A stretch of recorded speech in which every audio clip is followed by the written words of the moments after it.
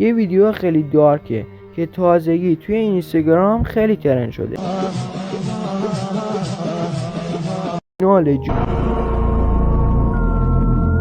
این ویدیویی هم که الان میخوام نشونتون بدم راجع به سفینه فضایی و از این داستان هاست.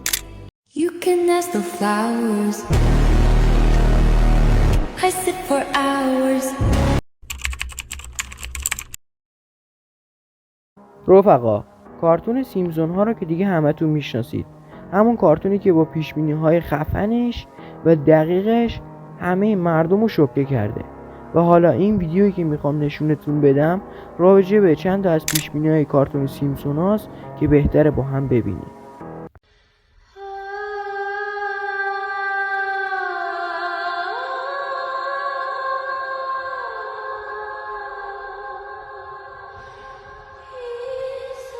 رفقا، دومین ویدیویی هم که میخوام نشونتون بدم راجع به همین پیشبینی سیمپسون هاست که بهتره با هم ببینید.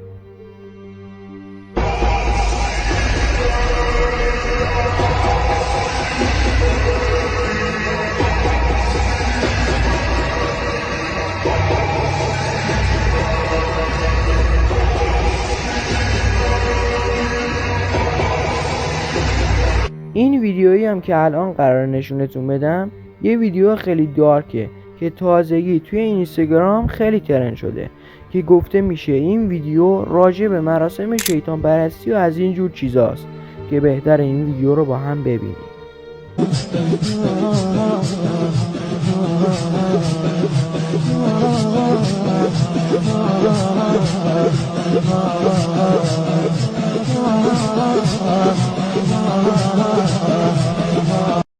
ولی اگه از حق نگذریم این ویدیو خیلی رازای ترسناکی توش داره که باید بیشتر این ویدیو رو تماشا کرد تا متوجه شد.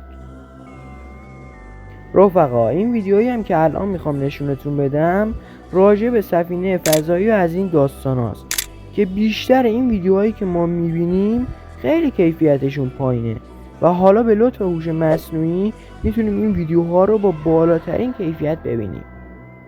Flowers. I sit for hours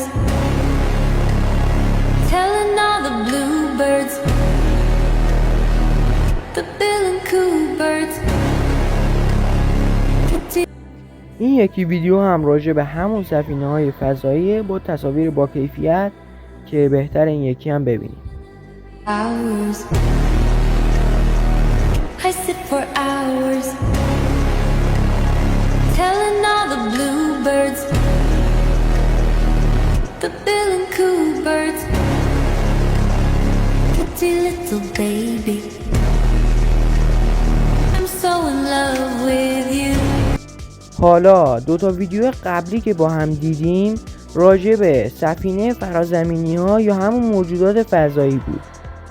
حالا این ویدیویی که میخوام نشونتون بدم راجع به خود فرازمینی هاست که باز هم به لطف هوش مصنوعی این ویدیوها رو میتونیم با کیفیت بالا ببینیم. You can ask the flowers. I sit for hours telling all the bluebirds, the bill and coo birds, pretty little baby. رفقا، از اینجور ویدیوها تا دلتون بخواد.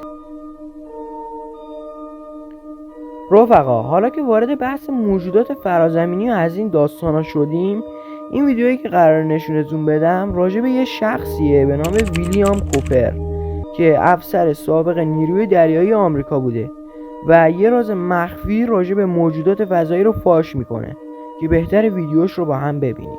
دولت آمریکا رو فرازمینی ها کنترل میکنن. اینو من نمیگم، ویلیام کوپر افسر سابق نیروی دریایی آمریکا میگه. در سال 1986 ویلیام بیل کوپر به طور تصادفی به فایلی فوق محرمانه دست پیدا میکنه. فایلی که نباید هیچ کس اونو میدید. داخل اون اطلاعاتی از پروژه محرمانه به نام مجستیک 12 بود. تو این پروژه فرازمینی ها نه فقط با دولت آمریکا تماس داشتن، بلکه درباره سفر در زمان، تکنولوژی های فراواقعی و تغییر سرنوشت بشر اطلاعات بسیاری داشتن. کوپر میگه تو اون اسناد دیده بود که بشقاب پرنده‌ای در سال 1947 تو روزولت سقوط کرده. و لاشه اون نه فقط حفظ شده، بلکه مهندسی معکوس هم شده بود. اما داستان فقط اینجا تمام نمیشه. کوپر تو یک مصاحبه ای اعلام کرد من میدونم دیر یا زود به خاطر این حرفا کشته میشم. سرانجام کوپر در سال 2001 درست چند ماه بعد از افشای یکی از آخرین سخنرانی‌هاش جلوی خونش توسط پلیس کشته میشه.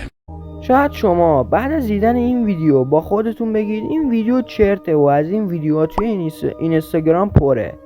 اما من وقتی رفتم داخل گوگل و سرچ کردم ویلیام کوپر، دقیقاً همون شخصی که توی ویدیو بهش اشاره شده بود با همون اطلاعات داخل ویدیو رو برام آورد و دقیقاً عین همون چیزی که داخل ویدیو بود سالی که این شخص کشته شده بود 6 نوامبر 2001 بود و علت مرگش هم شلیک گلوله بود.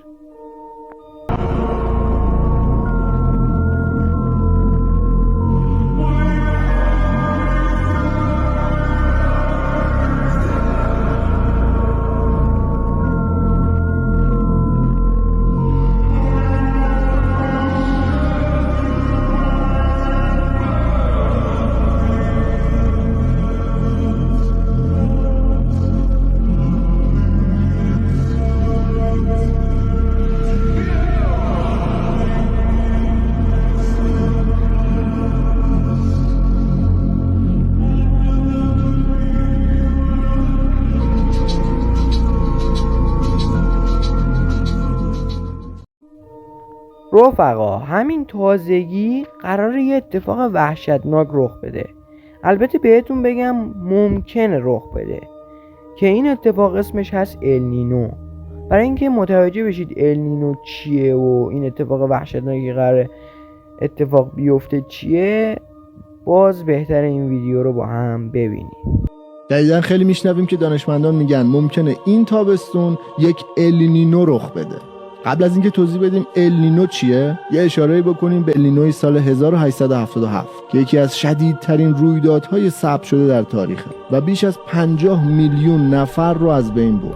تعدادشون به خاطر گرم شدن هوا به طور مستقیم و تعداد زیادشون به خاطر از بین رفتن محصولات کشاورزی و قحطی. وقتی آبهای بزرگترین اقیانوس کره زمین آرام بیش از حد معمول گرم میشن، الگوهای آب و هوایی تمام کره زمین رو به هم میریزن و در نتیجه یک گرمای بیش از حد توی کره زمین به وجود میاد و بهش میگن النینو.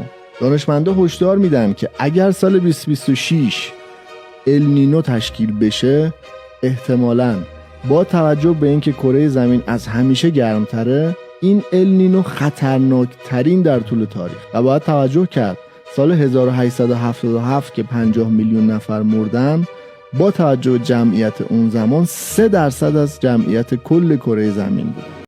این یکی ویدیو هم که باز دوباره الان قراره نشونتون بدم مربوط میشه به یه شخص ژاپنی که در سال 1982 به صورت خیلی اتفاقی که حالا نمیدونم حالا شاید یه داستانی پشتش باشه در یه برنامه تلویزیونی از آیفون 13 فیلم برداری میکنه که بهتره بریم ویدیو رو با هم ببینیم.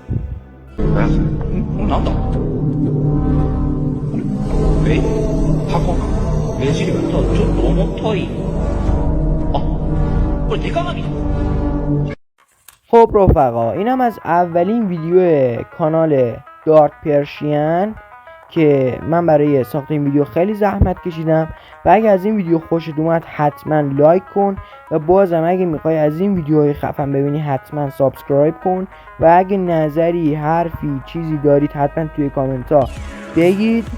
مطمئن باشید همه کامنت ها رو میخونم. تا یه ویدیو دیگه، خدا نگهدار.